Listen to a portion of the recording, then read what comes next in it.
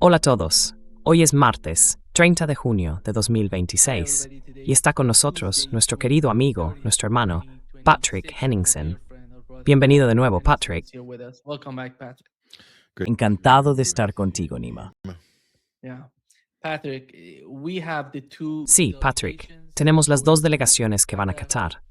Una de ellas sigue con el gobernador Jared Kushner, y la delegación iraní va a ir allí esta noche. No esta noche para mí, sino esta noche para los iraníes.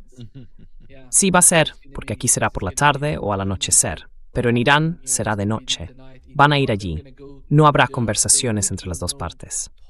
Básicamente, el principal objetivo de este tipo de visita, por parte de los iraníes, es la liberación de los $6.000 millones de activos iraníes congelados. Supongo que Steve Witkoff y Jared Kushner van a ir allí de alguna manera para gestionar eso, para ver cómo Irán va a gastar esos $6.000 millones. Ese es, en mi opinión, el objetivo principal.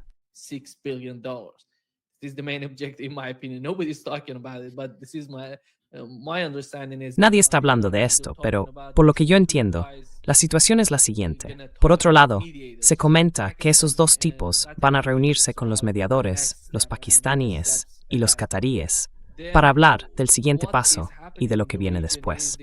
Mientras tanto, lo que está ocurriendo en la región es que el estrecho de Hormuz sigue siendo un punto crítico, ¿verdad? Según los datos, pasan por allí entre 15 y 20 embarcaciones. Hoy hablé con Miranda y me dijo que ahora mismo están pasando unas 30 naves o buques comerciales. Ayer, o al menos ayer y anteayer también. Así que hay una diferencia entre los datos que tenemos, que hablan de 15 a 20, y lo que me dijo Miranda, que son 30. Creo que su cifra es más precisa.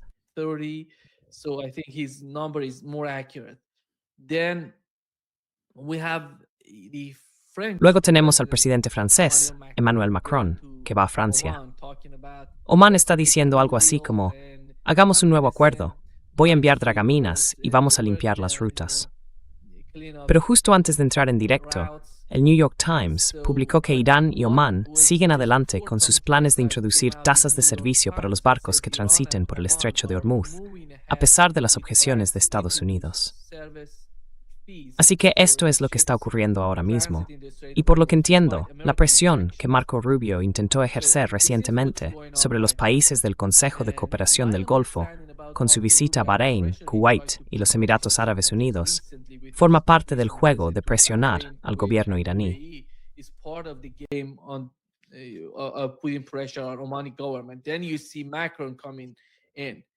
Y luego ves a Macron entrando en escena.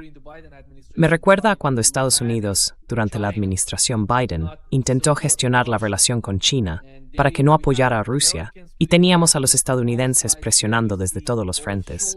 Después ves a Olaf Scholz yendo a China, hablando con los chinos, y eso no funcionó. Y parece que ahora pasará lo mismo. Que Macron vaya a Omán no va a cambiar gran cosa.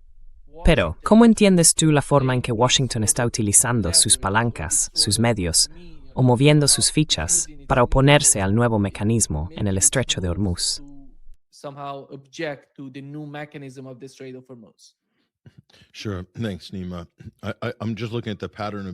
Claro, gracias, Nima. Estoy observando el patrón de comportamiento de Estados Unidos, la forma en que se comporta en las negociaciones y cómo utiliza esas negociaciones como una especie de fachada o cortina de humo para hacer distintos movimientos tácticos y así mejorar su posición, o al menos lo que ellos consideran su posición negociadora, alterando los hechos sobre el terreno. Y este ha sido el patrón de Estados Unidos. Creo que lo han aprendido de los israelíes. Es la práctica habitual de Israel en las negociaciones, manipular el proceso y cambiar los hechos sobre el terreno, y con ello modificar la oferta y la ecuación de la negociación, básicamente, para debilitar a la otra parte o aumentar su margen de maniobra y conseguir, en definitiva, más de lo que quieren.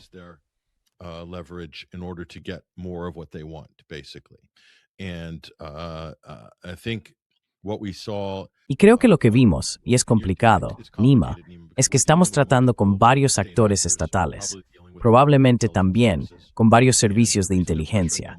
Y la razón por la que están presionando a Omán es porque la gestión física del estrecho de Hormuz es de máxima importancia para la República Islámica de Irán.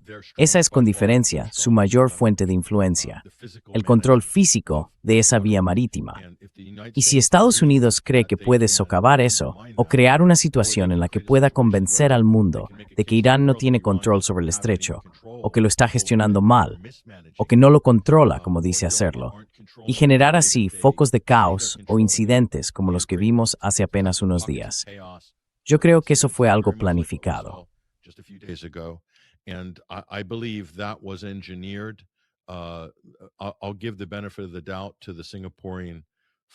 Voy a darle el beneficio de la duda al petrolero con bandera de Singapur.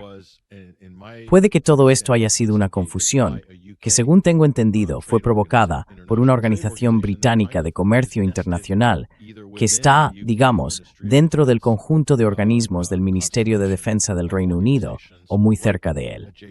Esa parte no la tengo del todo clara, pero la Oficina de Operaciones Marítimas del Reino Unido estaba dando consejos a los barcos sobre cómo cruzar el estrecho, y cito, pegándose a la costa de Omán. Y con eso están eludiendo los mecanismos de gestión, los controles y demás procedimientos iraníes. En mi opinión, eso es una de las cosas que provocó esta situación. Ahora bien, si entro en su página web, la de esta organización marítima británica, al menos ayer, el consejo era muy claro. No decían nada de la excepción iraní y recomendé mantener lo más cerca posible puesto de Omán.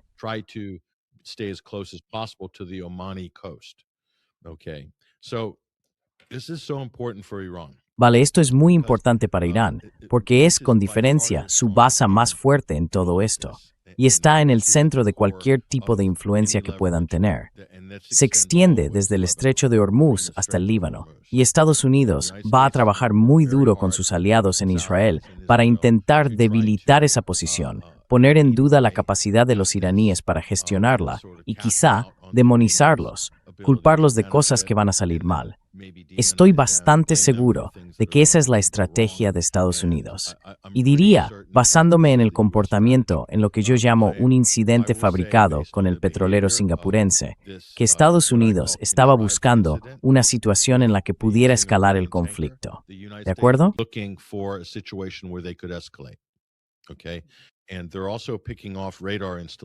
Y también están eliminando poco a poco las instalaciones de radar y la infraestructura. Y la razón por la que quieren hacerlo es que Estados Unidos quiere aprovechar este periodo para debilitar la capacidad de Irán de gestionar su infraestructura logística, de gobernar o de operar dentro y alrededor del estrecho de Hormuz. Y planean hacerlo simplemente según su comportamiento, Nima. No estoy teorizando aquí. Esto viene ocurriendo desde hace unas 4 semanas. Todos los objetivos han sido muy calculados. Así que eso es lo que creo que forma parte de la agenda de Estados Unidos. No tienen ninguna intención de cumplir este acuerdo. No creo que la tengan.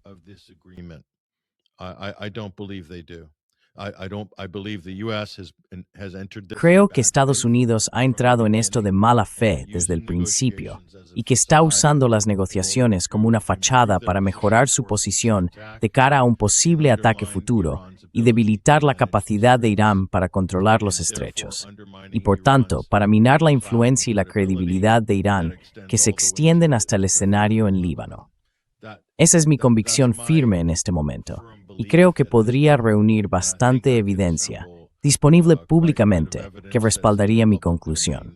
Sé que es cínico, y sé que no es lo que muchos analistas están diciendo ahora mismo, pero de verdad creo que es así.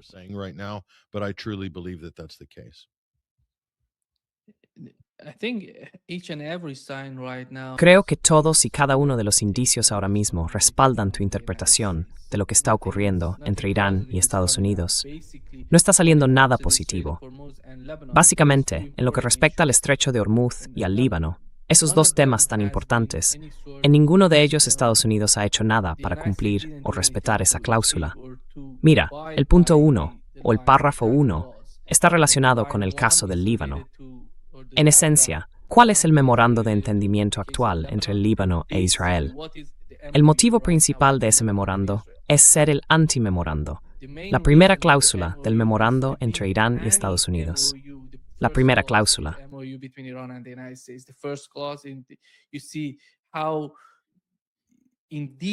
Fíjate en cómo, con todo detalle, intentaron contrarrestar la cláusula número 1 del memorando de entendimiento.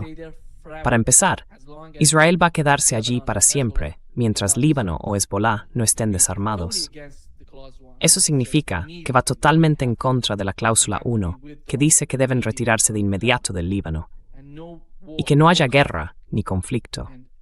Y mira el memorando, creo que va más allá de lo que se consiguió con el memorando iraní.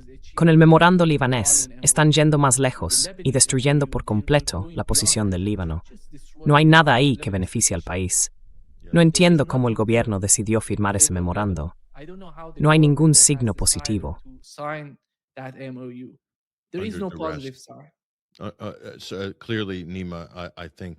Está claro, Nima, que el gobierno del Líbano vive constantemente bajo una enorme presión y al mismo tiempo recibe promesas continuas de incentivos.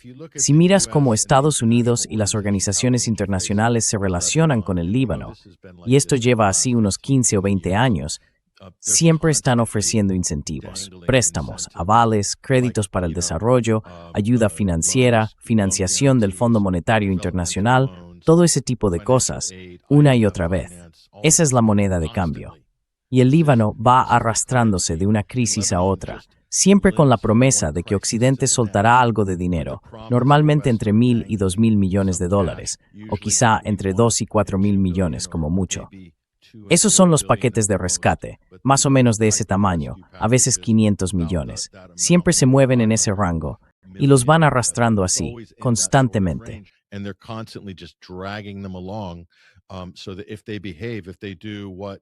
Así que si se comportan, si hacen lo que los gobiernos o las instituciones occidentales quieren que hagan, entonces tendrán ese buen acceso a la financiación. Y eso se va filtrando por todo el sistema. Y no hace falta que te diga que en muchos sentidos el Líbano es tremendamente corrupto. Esa corrupción ha sido alimentada por la privación económica que ha surgido de esta crisis constante impuesta a ese país por Israel y en realidad por Estados Unidos e Israel. Además, también viven de las inyecciones de dinero del Golfo. Estoy seguro de que hay incentivos, promesas de inversión constantes. No se detiene nunca. Y probablemente también sobornos de distintas formas, no necesariamente por debajo de la mesa, sino a través de inversión extranjera directa. Y entonces, ¿quién tiene acceso a esas oportunidades?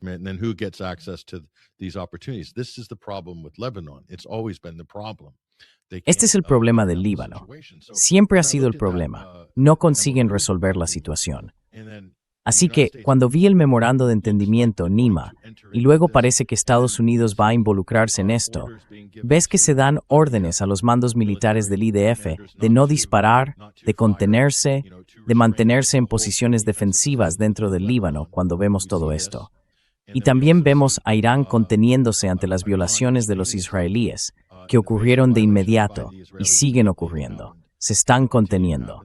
Pero lo que pasaba desde el principio de este proceso es que Marco Rubio estaba moviendo los hilos entre bastidores para diseñar este acuerdo de normalización entre Beirut e Israel. Y su intención era claramente socavar el memorando de entendimiento. Por eso lo han hecho.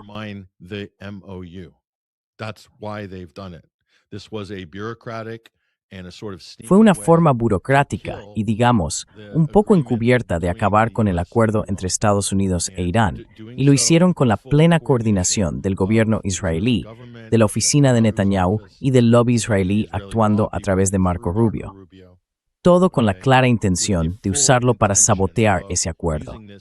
Eso es exactamente lo que estaba ocurriendo entre bastidores mientras se redactaba el memorando de entendimiento. Verás, no había manera de que fuera de otra forma. Así que fue un intento de Trump de sabotear su propio acuerdo. O bueno, se puede culpar a Rubio o a quien sea, pero estamos hablando del gobierno de Estados Unidos. Es la administración Trump. Y lo hacen de tal manera que consiguen que la gente crea que hay distintas facciones, que Netanyahu está enfrentado con Trump.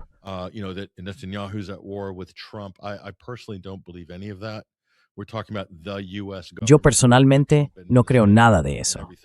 Estamos hablando del gobierno de Estados Unidos, de la administración Trump y de todo lo que depende de ella. Así que no me digas que no sabían las implicaciones de este acuerdo tan, diría yo, divisivo que se impuso al gobierno en Beirut y que sinceramente no tiene ninguna posibilidad de aplicarse ni de tener éxito. Va a fracasar del mismo modo que fracasó el acuerdo entre Líbano e Israel en 1983, el famoso 17 de mayo. Ya está fracasando por exactamente las mismas razones. Hay descontento social. El ejército libanés no podrá mantener el control de ningún territorio y podrías ir marcando una a una todas las casillas. Es el mismo tipo de maniobra que hicieron en 1983 durante la Guerra Civil libanesa. Eso demuestra que no tienen mucha creatividad.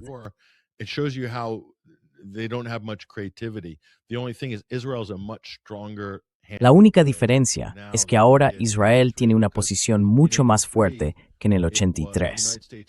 Porque en el 83, el gobierno de Estados Unidos no permitió que Israel cometiera un genocidio.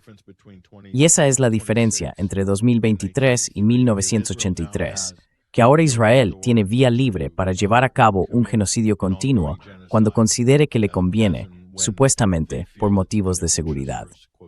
Y eso es lo que han hecho en el sur del Líbano, donde han despoblado, limpiado étnicamente y desplazado, a más personas que durante la Nakba y que los palestinos desplazados en 1948. Esa es la magnitud de este desastre.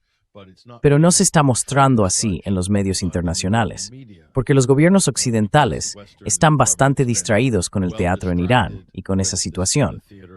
Además de que, por supuesto, Gaza sigue recibiendo muerte.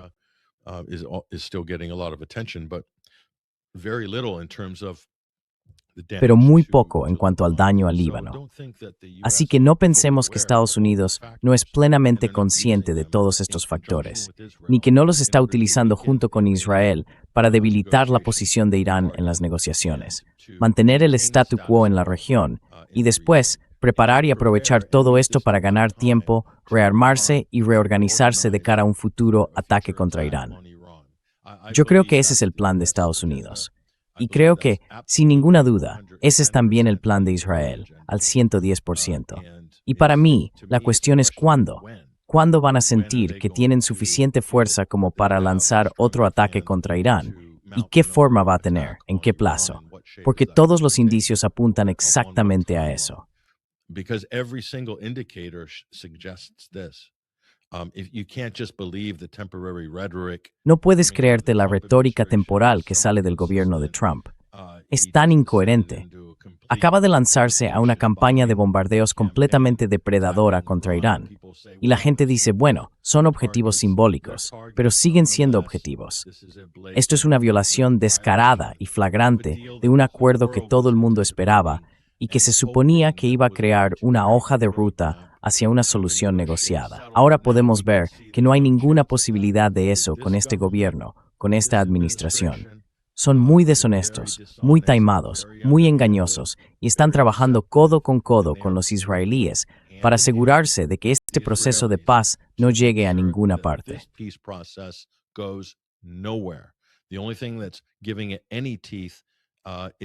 Lo único que le da algo de fuerza es el hecho de que Irán sí tiene una palanca física, una palanca real en términos de su capacidad de disuasión con misiles, además de la gestión y el control logístico del estrecho de Hormuz.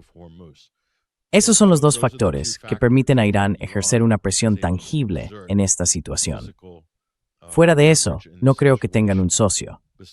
Los iraníes no tienen un socio en este proceso. Están actuando por su propia voluntad y según sus propios intereses, esperando que quizá de todo esto salga algo positivo. Pero no creo que Teherán espere realmente que vaya a cumplir con sus obligaciones. Sencillamente, no lo veo.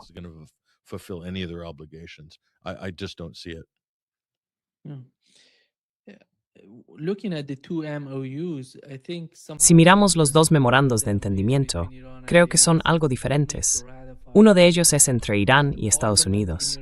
No necesitan que lo ratifique el Parlamento en Irán ni el Congreso en Estados Unidos, porque son una especie de pasos previos para avanzar o pasar a la siguiente fase de las negociaciones.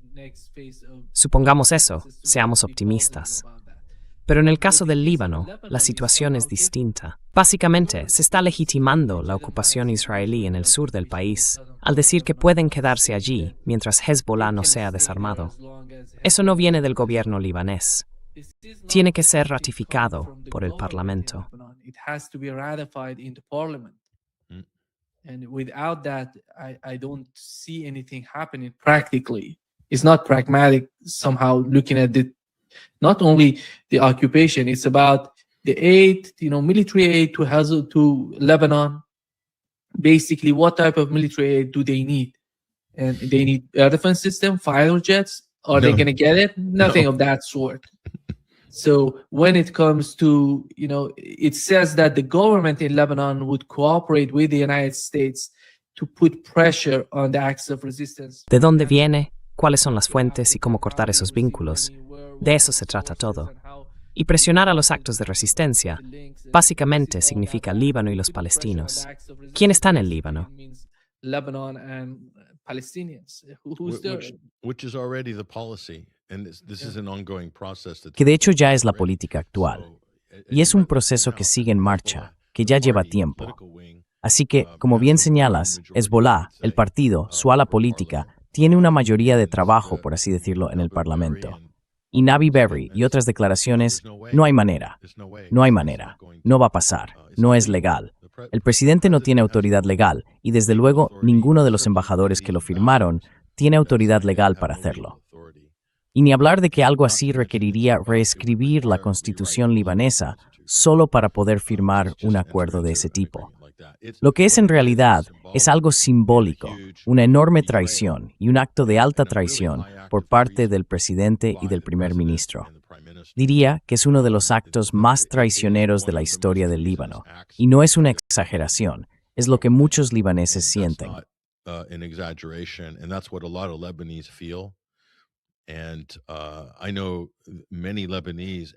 Y conozco a muchos libaneses, incluyéndome a mí, ya sabes, suníes y cristianos, que no están contentos con este acuerdo y sienten que fue impuesto al Líbano por Estados Unidos e Israel a través de medios burocráticos y políticos. Y no se hizo de forma democrática en absoluto. Líbano no tiene soberanía. No tiene autoridad sobre su propio ejército. Por eso la política de las Fuerzas Armadas libanesas es no enfrentarse a Israel. Esa es su política. Imagina, Israel, según las propias Fuerzas Armadas libanesas, tiene las manos libres para matar, bombardear, arrasar pueblos enteros, destruir más de 50,000 viviendas, infraestructuras. E Israel puede apoderarse de lo que considere necesario, incluso en términos de territorio o de recursos, quizá. Y no hay nada que las Fuerzas Armadas libanesas vayan a hacer para contenerlo o interponerse en su camino.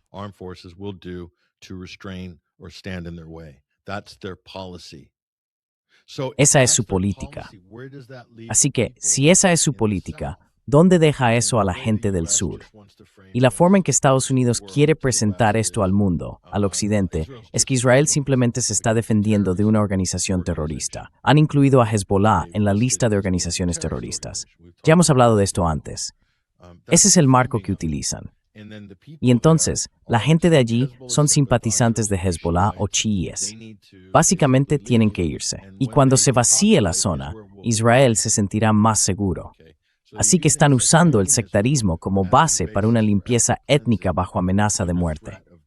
Esa es la posición israelí. Eso es lo que han estado haciendo. Han estado amenazando pueblos enteros, partes de grandes ciudades como Tiro, diciendo que los musulmanes chiíes no pueden quedarse allí ni ser acogidos siquiera por otros libaneses.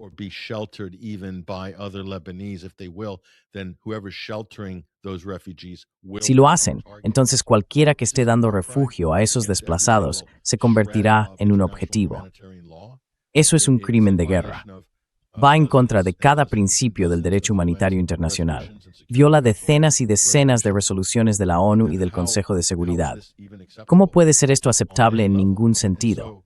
Y claro, las Fuerzas Armadas libanesas no pueden hacer nada al respecto.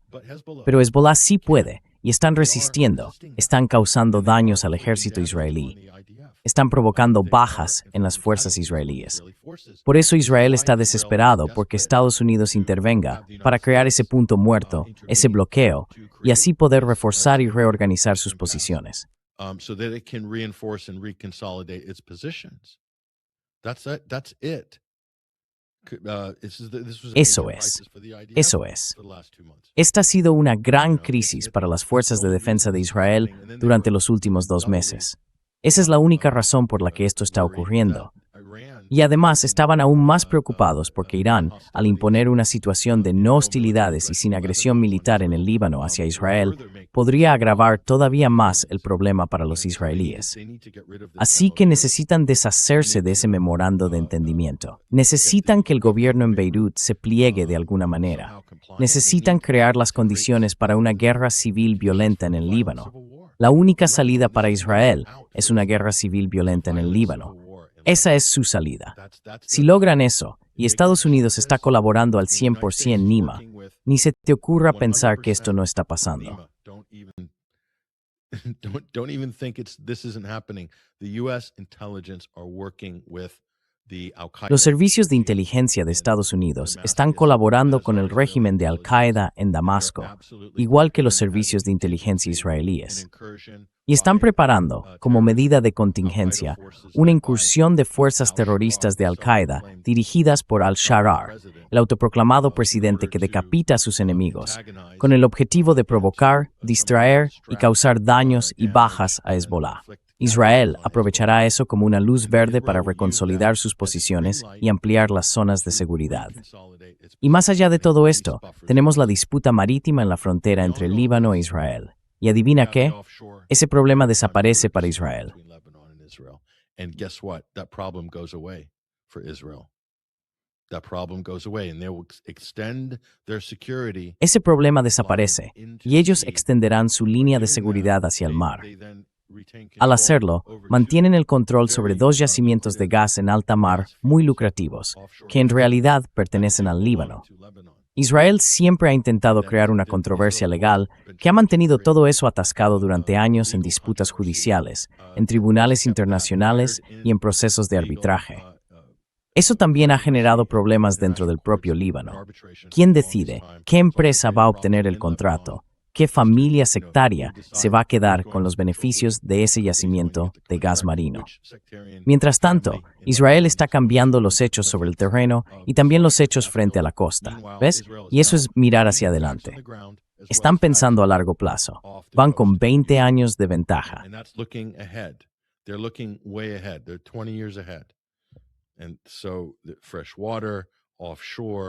Así que agua dulce, zonas costeras, tierras agrícolas, zonas de seguridad como amortiguamiento, están alineando sus posiciones en los altos del Golán y el Monte Hermón con el sur del Líbano, con un control operativo total desde Sueda hasta el Mediterráneo.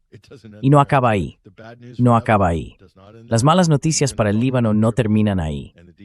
Luego hablaremos de Trípoli y de la desestabilización del norte del Líbano, con la intervención de Siria. Y en mi opinión, los estados del Golfo están muy interesados en financiar gran parte de todo esto, porque apoyan la corriente takfirí salafista del Islam, la vertiente más militante, y eso les da más influencia y control sobre amplias zonas del Líbano. Este es el juego que se está jugando ahora mismo. El Líbano, una vez más, es un campo de juego donde otras grandes potencias libran sus batallas y mueven sus fichas a costa de la población árabe levantina autóctona. Igual que ocurre en Palestina, ocurre también con el Líbano. Is also so with Lebanon. Sí, incluso bajo este llamado memorando de entendimiento entre Israel y Líbano, sabemos que unas 200,000 personas fueron desplazadas durante la guerra y que Israel está destruyendo y arrasando muchos pueblos y ciudades, pueblos antiguos en la parte sur del Líbano. En mi opinión, es una pérdida enorme para la historia del país. Y el gobierno parece no preocuparse por ello.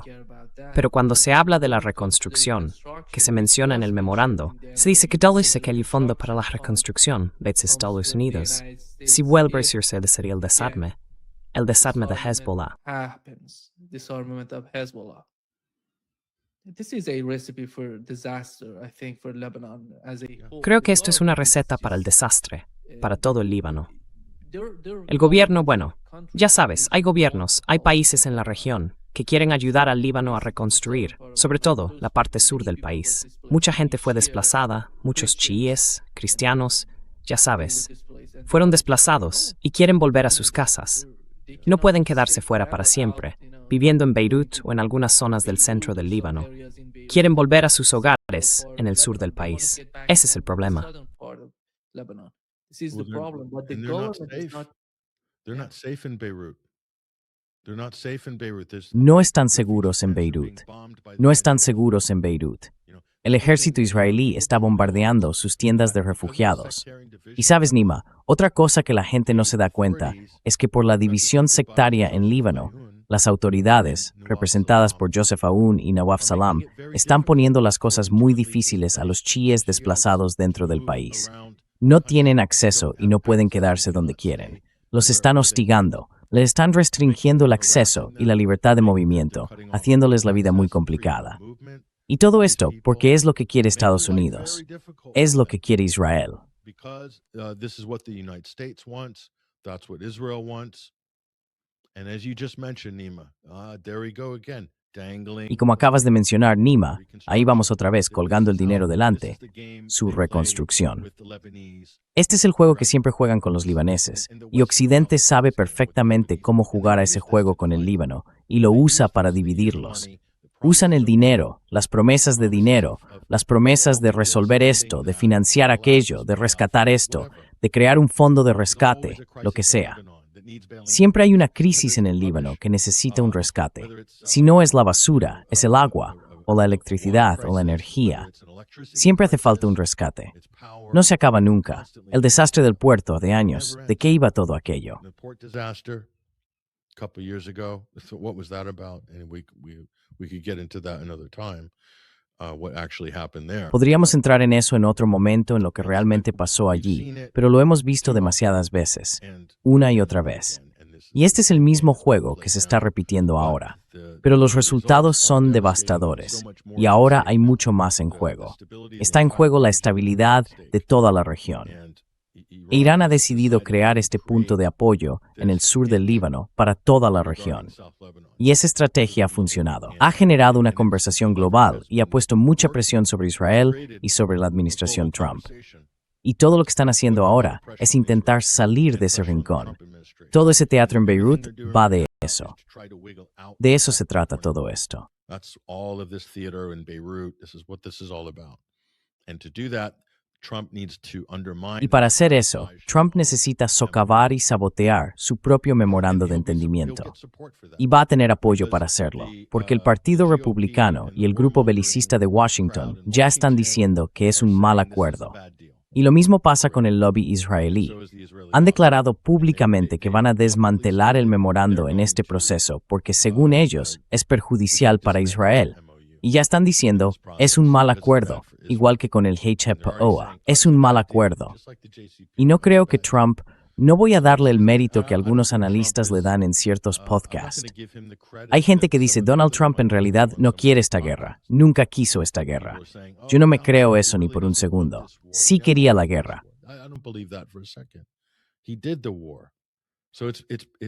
Creo que es... Bueno, creo que él es el único, quizá, dentro del gobierno, que realmente quería esta guerra. Pensaba que iba a sacar algo importante de ella.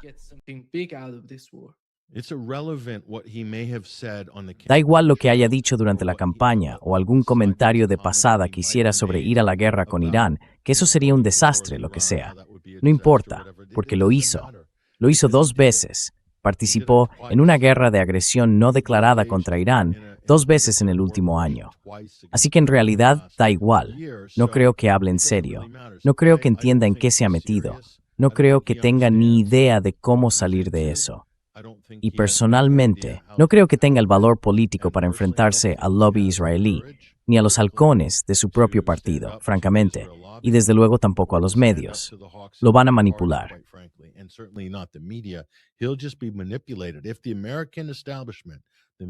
Si el establishment estadounidense, los medios, la clase política, el consenso en Washington, quiere más guerra, van a tener más guerra.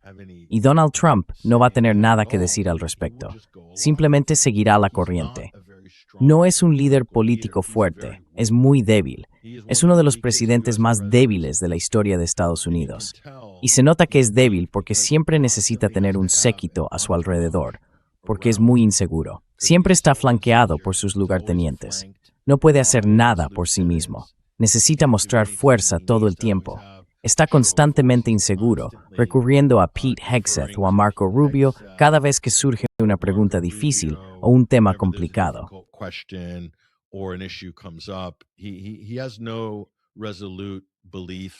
No tiene ninguna convicción firme ni principios en absoluto. Está completamente a la deriva todo el tiempo. Y creo que es por la debilidad de Trump que este desastre sigue desarrollándose. Es por la debilidad de Trump que la situación en Ucrania está mucho peor que cuando asumió el cargo hace un año y medio. Y es por la debilidad de Trump que la situación en Gaza es un fracaso absoluto por parte de Estados Unidos, que está 10 veces peor que cuando llegó al poder. Es por su debilidad. Donald Trump ahora mismo está haciendo que Joe Biden parezca fuerte y estable en comparación. No digo que Biden es dejar esperanza. Biden tenía algo más de firmeza. Malice de debate fue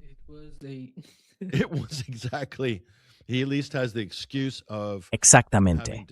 Al menos él tiene la excusa de sufrir demencia y un principio de síndrome de Parkinson. ¿Cuál es la excusa de Donald Trump? Quiero decir, no creo que tenga demencia. Parece bastante astuto, sobre todo cuando se trata de sus inversiones en bolsa. No es despistado, pero es débil. Es un político débil, y Donald Trump está metido en algo que le supera por completo. Lo único que un líder en esa posición, un jefe del Ejecutivo en Estados Unidos, necesita para superar una crisis como esta son principios firmes, que le sirvan de columna vertebral. Trump tiene la columna vertebral de una medusa. No tiene creencias ni principios en prácticamente nada. Lo único en lo que realmente cree y de forma profunda es en que siempre debe inflar su marca personal y atribuirse méritos, haya hecho o no haya hecho esas cosas.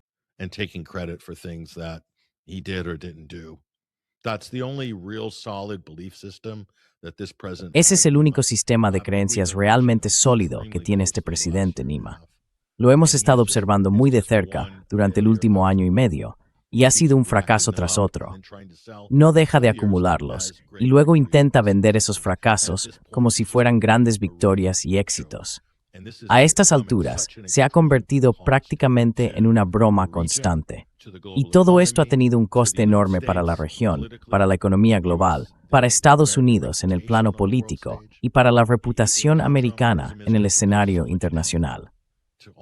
Donald Trump y su administración han causado tanto daño en todos estos frentes que, aunque no quiero apostar siempre en su contra, creo que sería una locura pensar que van a tener éxito a estas alturas, a menos que haya un cambio enorme en el personal y en las políticas.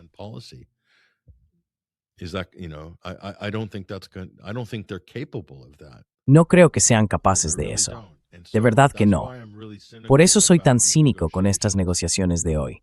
Y por eso la única esperanza es que Irán y sus aliados, y quizá los países del Golfo, sean capaces de ver a través de este engaño y de encontrar, de alguna manera, un camino más responsable y sensato para salir de esta situación. Y que los países del Golfo no utilicen el Líbano como su proyecto personal, al que pueden lanzar dinero y manipular a su antojo. Estoy hablando de Arabia Saudí. Estoy hablando de los Emiratos Árabes Unidos y de otros. Eso es lo que tradicionalmente han hecho con el Líbano y con Siria. Y creo que eso forma parte del daño real que se le está haciendo a la región y al mundo por culpa de todo esto.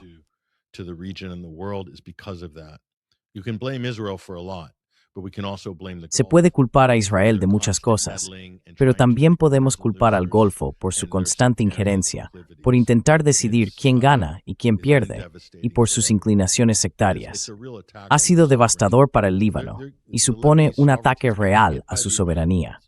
La soberanía libanesa está siendo golpeada por los estadounidenses, que no permiten que sus fuerzas armadas tengan una defensa real. también la golpean los países del Golfo, con todo ese dinero que inunda su sistema, tomando partido, enfrentando a la gente entre sí. Y su soberanía sufre un golpe enorme por parte de los israelíes. El Líbano es un país diminuto, del tamaño de Gales, y tiene a 3 potencias socavando y desgastando su soberanía de forma constante.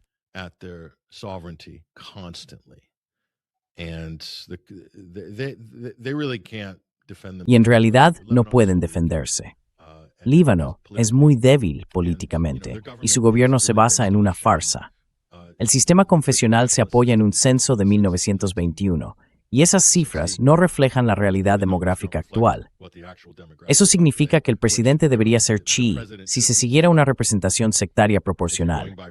Y no existiría este acuerdo, no se habría firmado, no habrían entrado en ninguna negociación con Israel. Sería un frente unido y punto. Pero siguiendo la tradición colonial, a Occidente le gustaba que una minorara sobre una mayoría más grande. Y así es como lo quieren. Así es como gestionan Líbano.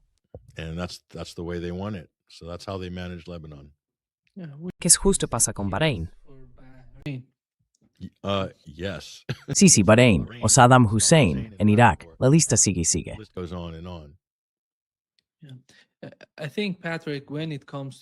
Sí, creo, Patrick, que cuando hablamos de Israel y del concepto que hay detrás de Israel, volviendo a lo que decía Barak Arvid, Tom Brock, el enviado estadounidense en Turquía, dijo en septiembre de 2025 que todo el mundo está luchando por legitimidad.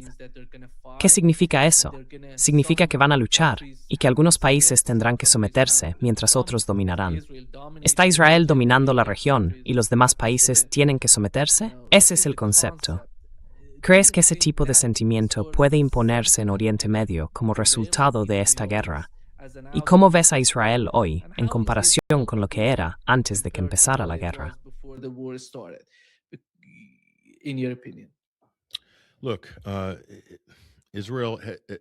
Mira, Israel está muy debilitado políticamente, tanto en la región como a nivel internacional.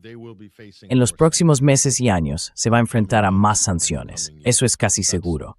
Así que el entorno en el que Israel ha podido actuar está cambiando políticamente. En el plano militar, Estados Unidos también está muy debilitado en la región, y eso, por extensión, debilita a Israel militarmente. Israel solo puede tener más peso del que realmente tiene gracias al apoyo de Estados Unidos. Punto. Así que están tremendamente debilitados. Lo que sí tiene Israel es el uso de una violencia extrema contra civiles como forma de presión.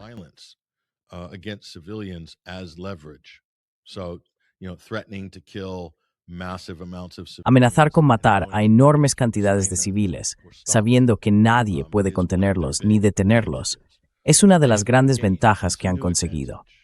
Y es una ventaja nueva, porque hace 5 o 10 años algo así era inaceptable, y ahora ya no lo es. Occidente y las potencias europeas han demostrado que están dispuestas a dar luz verde al genocidio 1 en Gaza, al genocidio 2 en el sur del Líbano, y a toda una serie de pogromos en Cisjordania, además de guerras de agresión no declaradas contra Irán. Israel tiene luz verde para hacer todo eso. Y eso es muy difícil de afrontar si intentas actuar conforme a las normas del derecho internacional, como está intentando hacer Irán.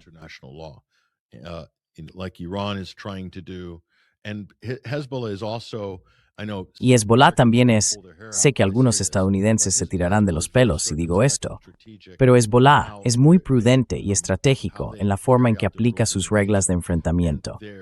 Son muy cuidadosos a la hora de mantenerse dentro del marco del derecho internacional e incluso de las resoluciones de la ONU. Además, existen disputas con Israel por territorios ocupados en el sur del Líbano que Israel nunca ha devuelto. Eso es un hecho. Entonces, ¿qué los detiene? ¿Qué es lo único que puede detenerlos?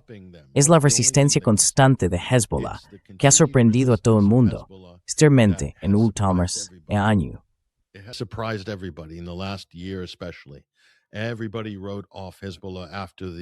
Todo el mundo dio por acabada a Hezbollah después de los ataques con buscapersonas y el asesinato de Hassan Nasrallah. Se decía que habían sido aniquilados, que ya no quedaba nadie, que no había liderazgo, que la organización había desaparecido. que habían perdido su conexión vital con el gobierno de Assad a través de Irán, que todo eso se había cortado. Y sin embargo, siguen resistiendo. Esa resistencia firme viene de los propios habitantes, del pueblo autóctono del Líbano y también de la resistencia de Irán, que impone límites a los israelíes y a los estadounidenses. Esos son los dos factores, y ambos se sostienen en la determinación y el sacrificio. Son esas dos partes, junto con Ansar Allah, aunque en menor medida, porque creo que están más alejados de este escenario concreto.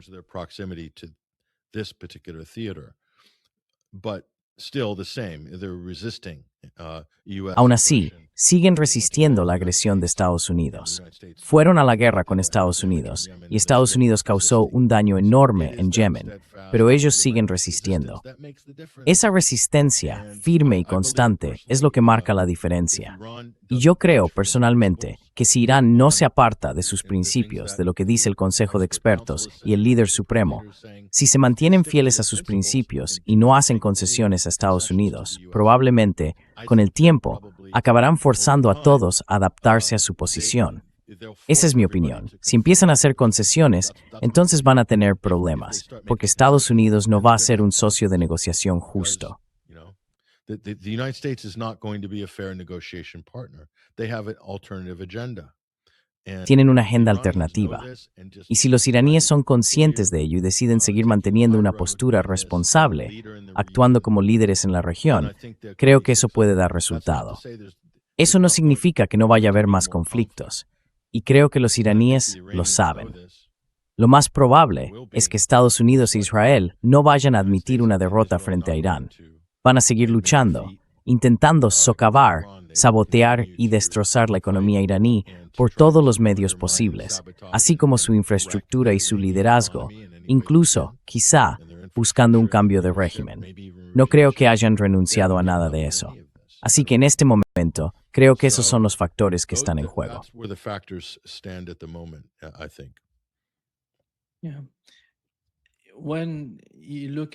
Sí, cuando miras, ya sabes, el Consejo de la Paz y la forma en que parece que Estados Unidos va a instalar una base en Gaza con 5.000 soldados, es algo enorme. No tengo claro cuál sería la misión de Estados Unidos allí. Y justo antes de llegar a esta parte, hemos sabido, por distintas fuentes, que el Consejo de la Paz, dirigido por Trump, ha publicado imágenes que muestran la llegada de nuevos vehículos, los HMMW. Dijeron que se enviaron algunos vehículos militares a Kerem Shalom, en Israel, como parte de esta misión del Consejo de la Paz. Y creo que el caso de, nadie habla hoy de Gaza, porque todo gira en torno al estrecho de Hormuz y las negociaciones en curso entre Irán y Estados Unidos.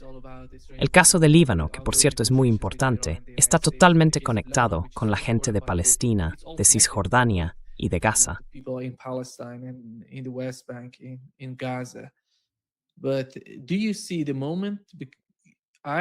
Pero mira, ahora mismo creo que si continúan las conversaciones entre Irán y Estados Unidos, Gaza y Palestina serían uno de los principales objetivos por parte de los iraníes. Porque ellos han dicho que van a, veamos qué pasa en Líbano. No creo que la situación en Líbano vaya a cambiar. Incluso con el nuevo memorando de entendimiento, ¿eso le va a dar algún tipo de ventaja a Israel? No lo creo. Pero los israelíes, su argumento ahora mismo es que si Hezbollah ataca la parte norte de Israel como parte de este acuerdo, ellos van a atacar Dahiya. Y si eso ocurre, habrá que ver cuál sería la reacción de los iraníes. Y eso, la verdad, no lo sé.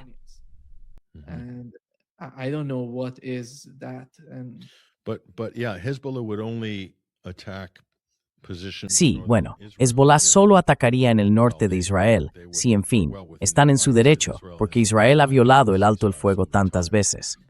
Pero si la agresión continúa, acaban de destruir un pueblo entero en las últimas 24 horas, Hezbollah tiene derecho a atacar el origen de esa agresión.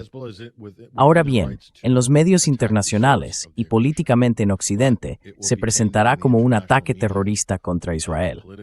Así que siempre van a ganar en ese relato, mientras mantengan la ilusión de que Hezbollah es algo así como el equivalente del ISIS. Y así es como son en realidad Occidente y los grupos de presión israelíes. Están encantados. And the Israeli lobbyists, they're ecstatic. They love, this is one of their great achievements. Les encanta esto. Uno de sus grandes logros ha sido presentar a cualquier organización chií de resistencia como si fuera equivalente al ISIS. Es una victoria propagandística que han conseguido en Occidente, y la verdad no es difícil de lograr. Si todos en los medios tradicionales leen el mismo guión, y ya sabes, los Marco Rubio, los Tom Cotton, los Mike Waltz de turno, todos esos títeres a sueldo del AIPAC y del lobby israelí, saben perfectamente cómo recitar sus líneas. Y llevan tanto tiempo haciéndolo que el pueblo estadounidense prácticamente cree que cualquiera que se enfrente a la ocupación o a la agresión israelí es simplemente un terrorista islamista sediento de sangre.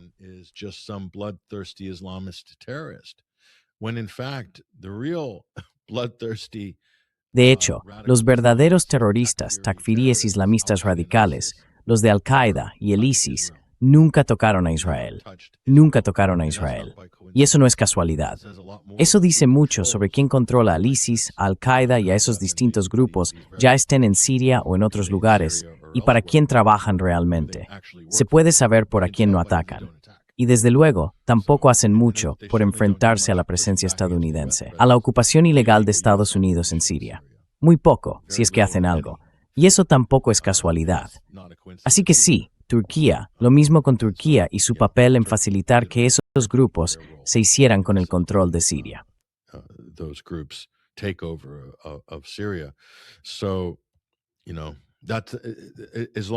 Mira, mientras todo esto se siga presentando en Occidente de una forma tan inexacta y engañosa, siempre vamos a tener dificultades para lograr algún tipo de cambio político en las políticas occidentales. La gente lleva décadas recibiendo el mismo refuerzo constante de esas narrativas falsas y al final acaban totalmente adoctrinados. Y precisamente ese es el trabajo del lobby israelí. Es una parte fundamental de su labor. Controlar cómo se enmarca toda la oposición a Israel en la región. En realidad, el propósito del lobby israelí y también el de Estados Unidos en el plano político y geopolítico en Oriente Medio y Asia Occidental es proteger a Israel y permitirle actuar con total impunidad, como quiera y cuando quiera.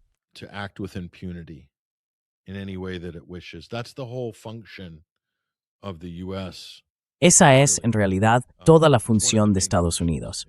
Es una de sus funciones principales, si no la principal, protegerlos del derecho internacional, de la rendición de cuentas, de la condena internacional. Atacar y sancionar a cualquiera que intente exigirles responsabilidades, como Francesca Albanese, la relatora especial de la ONU. Es increíble, de verdad, lo que consiguen hacer sin consecuencias. Imagínate, sancionarla por documentar y presentar informes con hechos sobre una masacre en curso, un genocidio, una limpieza étnica en Gaza y en Cisjordania. Y según el gobierno estadounidense, eso es motivo de sanción. Es una locura. De verdad, estamos viviendo tiempos muy locos.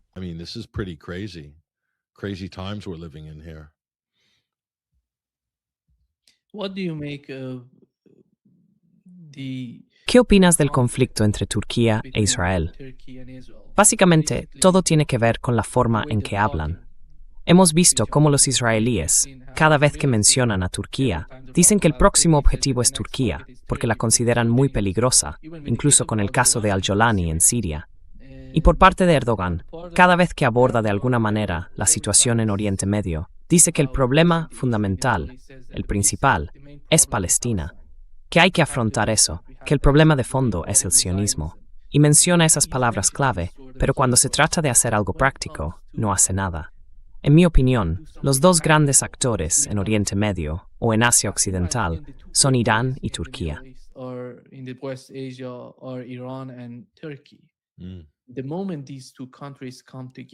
En el momento en que estos dos países se unan, eso va a suponer un cambio radical en todo el equilibrio de fuerzas en Oriente Medio.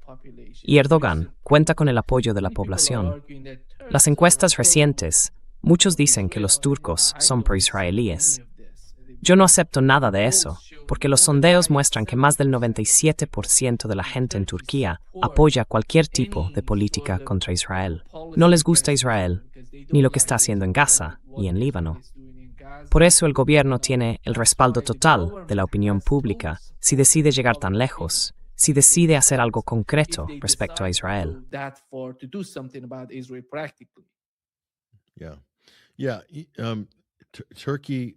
Sí, Turquía, mira, por la propia naturaleza de su posición geográfica, de su papel geopolítico como bisagra entre Asia Occidental y Europa, como punto de conexión, tiene que lidiar y moverse al mismo tiempo con 5 o 6 socios distintos. Pero eso también la expone a muchas presiones y manipulaciones.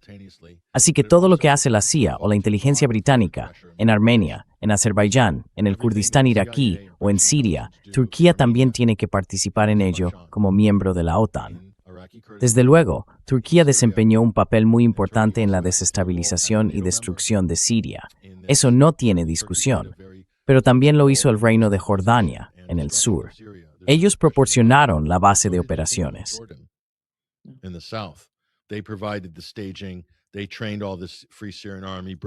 Entrenaron a todo el ejército libre sirio, a soldados británicos, a soldados estadounidenses, a milicias armadas.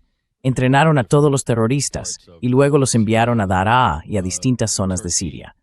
Después, Turquía facilitó el paso de cientos de miles de combatientes takfiríes procedentes de 120 países diferentes para venir a luchar en lo que ellos llamaban, lo que los clérigos radicales en los canales de televisión por satélite llevaban 10 años llamando, la buena lucha contra el malvado Bashar al-Assad. Y todo eso al final en beneficio de ¿quién? En beneficio de Israel, estratégicamente, al fin y al cabo. Creo que ahora eso ya se ve claro. Está fuera de toda discusión. Pero Turquía está en una posición complicada, porque tienes razón, Nima. Umar's prayer to poyalith wakavwalestin. Absolutely support the Palestinian issue. It's a very emotional and a very dear issue for them. Es un tema muy emotivo y muy querido para ellos también, como musulmanes. Un asunto muy importante. Pero el liderazgo está orientado hacia Occidente, a través de la OTAN, por sus vínculos con Estados Unidos. Y ahora Israel está lanzando amenazas abiertas contra Turquía. Pero no puede atacar a Turquía, porque Turquía es miembro de la OTAN. Así que la OTAN le da a Turquía protección frente a Israel, pero al mismo tiempo le ata las manos, de modo que no puede asumir un papel realmente activo en favor de los árabes o de los palestinos. Hay otro aspecto en todo esto, y es que Tayyip Erdogan lleva tiempo intentando transformar el Estado turco, pasando del modelo laico de Atatürk a un Estado más islamista. Y este es un proyecto de 35 años. De eso trata el partido AKP. Y en eso se basa el éxito electoral de Erdogan.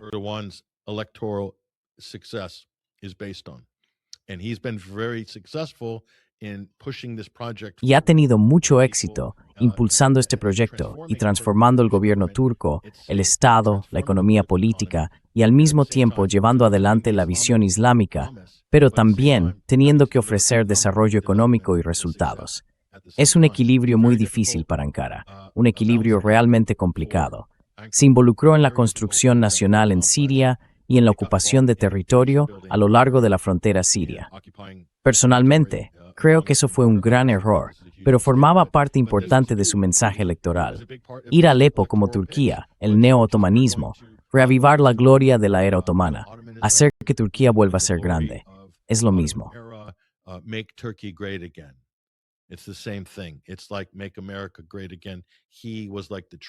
Es como hacer América grande otra vez. Él era como el Trump de Turquía. Hacer Turquía grande otra vez. Y ese fue un mensaje muy potente para su base de apoyo. Y su base, claro, por los cambios demográficos en el país, la despoblación de las zonas rurales por la sequía, por el desarrollo, por la globalización, toda esa gente se fue mudando a las ciudades.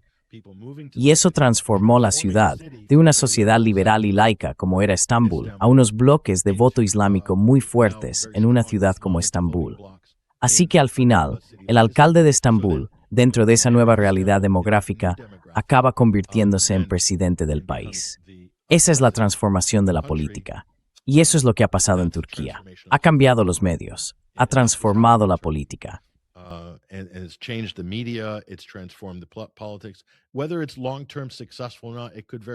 Sea o no un éxito a largo plazo, podría revertir fácilmente hacia una dirección más liberal o más occidental. Podría hacerlo. Es un proyecto muy complicado. Así que creo que tienes toda la razón al fijarte en este dilema en el que se encuentra Turquía.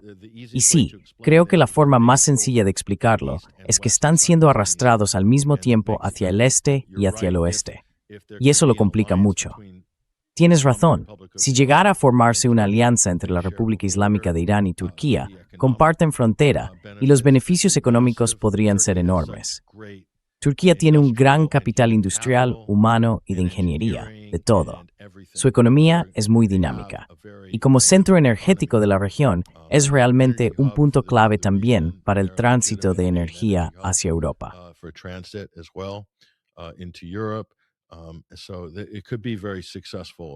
Así que podría tener mucho éxito. Y esa es una de las razones por las que Estados Unidos e Israel preferirían que eso no ocurriera, siendo sinceros. Por eso probablemente sea importante para la CIA, para la inteligencia británica y para los israelíes asegurarse de que Azerbaiyán siga desempeñando ese papel de agitación contra Teherán, porque es aliado de Turquía.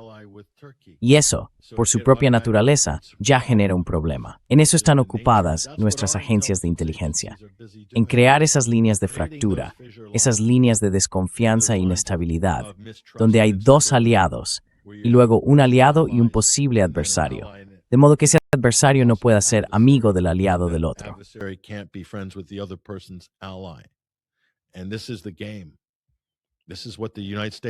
Y ese es el juego. En eso se desvela Estados Unidos, pensando cómo puede lograr cortar la cooperación y la solidaridad en esta región. ¿Qué pueden hacer? Es algo en lo que los británicos siempre han sido muy hábiles a lo largo de los siglos. Y los estadounidenses, básicamente, están haciendo lo mismo con la ayuda de los israelíes. Así que resulta frustrante, pero no creo que Israel pueda tocar a Turquía. Tal vez podrían librar una guerra por delegación en Siria, pero Israel no lo sanken.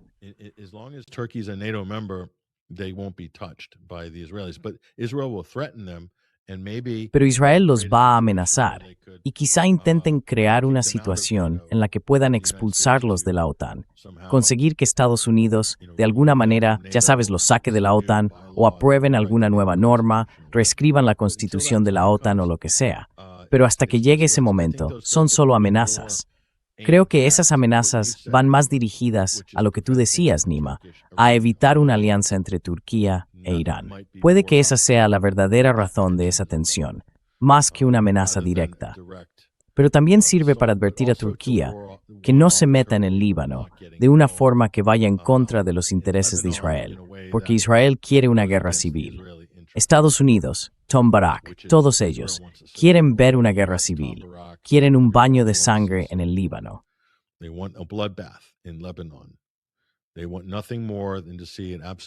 No quieren otra cosa que ver una auténtica masacre en el Líbano, e Israel sueña con eso, porque saben que sería su gran oportunidad para consolidar todos sus logros y aumentar aún más su control. Y lo harían bajo el pretexto de llevar estabilidad al Líbano, pero una estabilidad con condiciones, con una presencia israelí a largo plazo. Y después llegarían los asentamientos y se instalarían igual que lo están haciendo en los altos del Golán, construyendo colonias judías en territorio sirio. Lo mismo pasará en el Líbano. Dale 5 o 10 años. Los israelíes van 10 jugadas por delante de todos, van muy por delante. A menos que alguien los detenga, seguirán haciendo exactamente lo mismo que han estado haciendo.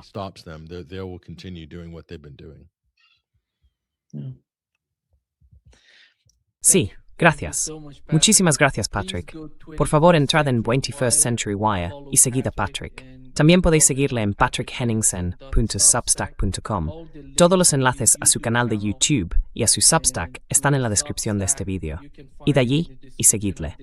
Muchas gracias por acompañarnos. Un placer. Gracias, Nima. Gracias.